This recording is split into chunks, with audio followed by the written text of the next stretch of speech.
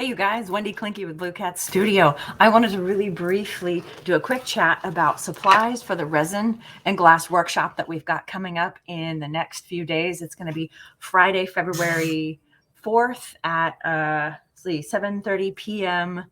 Eastern time, which is 4:30 p.m. Pacific, and then all the times in between. Anyways, so we're going to do this fun project here, and you want to do it on a piece of wood or a canvas board. Now, I'm going to recommend for our initial one that you go with a fairly small one because it's just going to keep things simpler, easier.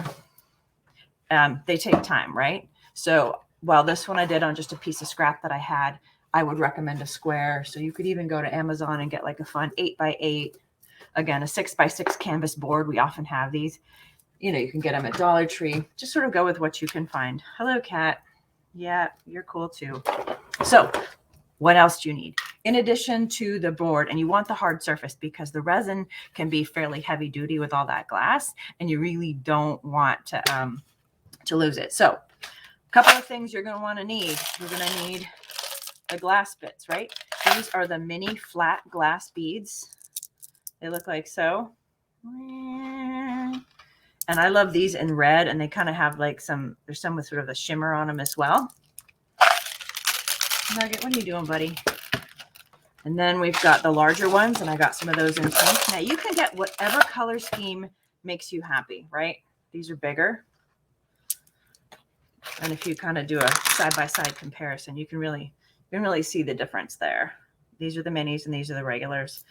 For our small ones, maybe Steve. Ugh.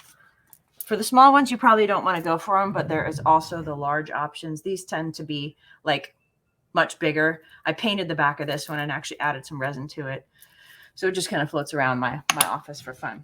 So next thing you're going to want is some shattered glass. And this is literally like if you were to bust your windshield, this is the stuff. This is pretty much clear. It's got a slight gold sheen to it. But it's not got any like opaque coating on it anywhere. Oh my goodness. This little cat wants in. Put the lids on everything, right? Okay. And then the next thing I would recommend are, go raid your stash of buttons, right? This is just like a stash of buttons I had. It's a whole tin of them that I had from my mom. You can also buy art buttons from Michael's, Walmart, wherever. These are great. They do a really good job as well. And I love them because they come in a range of sizes, shapes, and colors. And so it really adds kind of some interest. Next thing you can look for, if you want, are Scrabble squares. You don't have to have Scrabble squares, but they're helpful. Oh, kitty. He's into everything. And he's like, oh, I'm just going to knock everything off So any kind of base filler also is going to be awesome. Like I got these little plastic hearts from the Dollar Tree actually a year ago for something else, but they kind of work. Old beads, old jewelry. See, this is just like pearls and torn up necklaces and whatnot. And so if you're not feeling the whole Valentine's heart thing, you do not have to go with Valentine's colors. You can absolutely pick something else. You can go in greens, blues, turquoises, teals, whatever works for you. Next up, you're going to want some chunky glitter. Now, can you see how big that is? That's chunky stuff. It's not little. And the chunky stuff matters because the little stuff just gets completely lost in the mix. But with something like this, I don't know if you can kind of see like right in this area here, it's just got little shimmers. That's the glitter embedded in.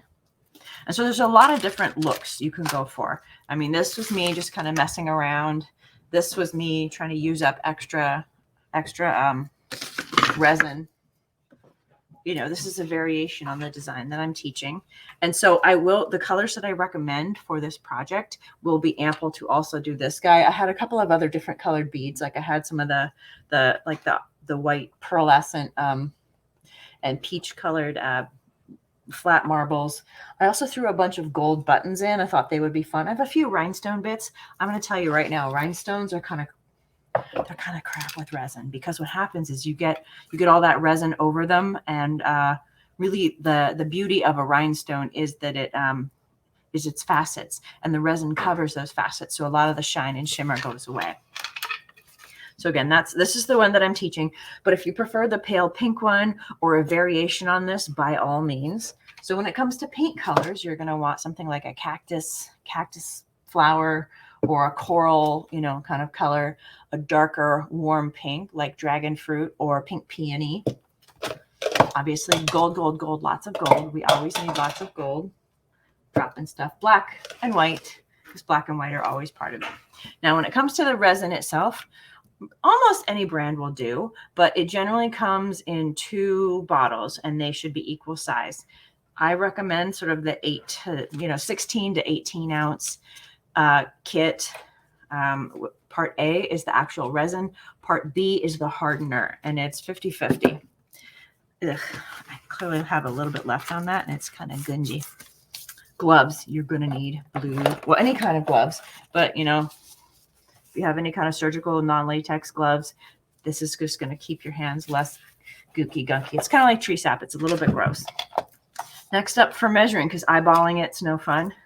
Can you see I've got basically like a measuring cup here, but it's one of those disposable plastic ones. I know I squeeze it just so you can see that it's disposable, but it's got all the markings on it. So it makes it really easy to measure out and say, okay, if I'm doing a 2 ounce mix, then I just need 1 ounce of this and then 1 ounce of this, and you can see it.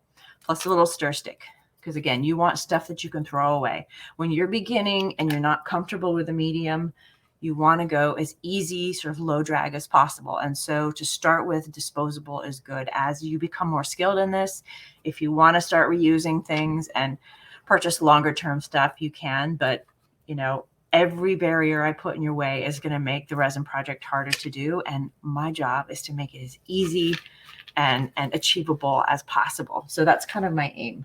Oh, one more thing you're going to need, which I sort of keep forgetting to mention, are like the tweezers with a bent nose. I think I have a set over here I should grab and bring on. Yep, here we go. I meant to bring those over, sorry. They look like this. Can you see that? And basically it's fantastic for reaching in and grabbing a button and then sort of placing it wherever you want to place it. And you're going to especially appreciate these little guys when you've got the teeny tiny shattered glass. Shattered glass, it's an interesting creature to work with. For the most part, it's not terribly sharp. I wouldn't put it in my mouth. I wouldn't get it near my face. I wouldn't touch my face or my eyes while working with it. I'd wash my hands. But for the most part, it's little. And I don't know about you, but I feel like my fingertips are big and dumb. And so I really appreciate, being able to grab a thing, move a thing, nudge a thing, kind of arrange stuff. So these are really, really helpful. Let's see. Oh, yeah. So for collage, you're going to, of course, need some Mod Podge, because that's one of the base things. And then a little bit of sheet music. And the sheet music, I absolutely love a good opera score. Here I have the Merry Wives of Windsor. It doesn't matter which one you have. But if you're going to look for a cover and you're going to buy a whole thing of sheet music because you love it, anything with this picture on it is going to be phenomenal. I can guarantee it. I've got like 5 or 6 of them, and I absolutely love them. If you don't want to do sheet music, you can also go with like napkins, tissue paper, any kind of like pretty collage paper, stuff that you like. Like, sky's the limit. Have fun with it. So I hope this is helpful. I realize it's all mostly talk, a little bit of show and tell. Did I mention the Scrabble tiles? I think I did. So this is a big one. The Scrabble tiles work. If you go smaller, you may want to do something like alphabet beads. I think I got black ones somewhere, but I'm not sure where. These ones are white with silver. So I don't actually like these because they don't show up that well. They're okay for the naked eye, but they're very hard to see on camera. So I would say black beads with the white lettering would probably be easiest to really see and make them pop. But if you find other cool lettering, or if you want to print something up on your printer and add it to the mix, go for it. My only recommendation is, because oftentimes if you're collaging paper down, you want to make sure that you either use a laser printer, or if you're using a laser printer by itself is good to go, like nothing needed. But if it's an inkjet, then you need to let that ink dry. And I would also recommend like a matte finish spray paint clear that you just kind of mist it. And, it should be good like 5 minutes after you mist it. And that's just going to set that ink so that when you go over it with the Mod Podge, medium, or even the resin, that it doesn't run. And also we have to make sure that your paint is dry before you go with the resin. So these are just the little things, but they totally matter. So I hope that helps. I hope that's a good intro. And again, in the workshop, I am going to be walking you through everything you need to know step by step. Again, I would say start small on a canvas board like this, because it's a technique. And once you get it, once you kind of understand where we're going with that, sky's the limit. You can go as big as you want, right? And you will kind of get the feel for how to make it work. But I want to start small and achievable and doable.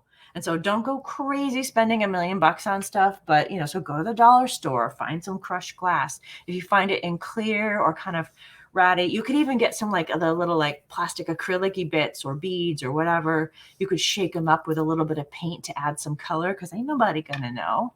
You think they're gonna know? Nobody gonna know. It'll all look cool. So again, just kind of coming up, and you can kind of see all the intricacies in here. And through some of these big ones, again, because this was a larger piece, you can see some of the sheet music poking through. In fact, one of these I even got accidentally got the word love showing underneath my bead. And I was like, yes, best accident ever. So if you're going to get sheet music, get opera or something with like the word love a lot, and you'll have some good happy accidents. Anyways, I hope this was helpful. I will see you guys on Friday inside the Let's Paint with Blue Cat Studio group, as well as inside my premium membership, the Blue Cat Inner Circle. So if you're watching this on the Blue Cat Studio page, you need to make sure you get into the group. In fact, I'm going to add a comment right now so that you can find the link to the group. It's really important that you're in the group in order to see it. I will not be broadcasting this to the public. So if you want to see it or you want to be part, get in the group. And if you know someone who wants to do this, get them in the group too. Invite them. It's open. There is no cost, at least from my aspect, from the teaching side. Obviously, you got to get your supplies, but it's totally, totally worth it. Anyways, I hope you have fun. And if you don't have your supplies in time, feel free to just sit back, watch, soak it up, kind of get the feel, understand how it's done. And then you can come back and watch the replay and do it with me and hit start, stop, pause, fast forward, whatever you need. I will leave it up for a while. Guys, it's been real. I will see you next time. Have a good one. Bye, guys.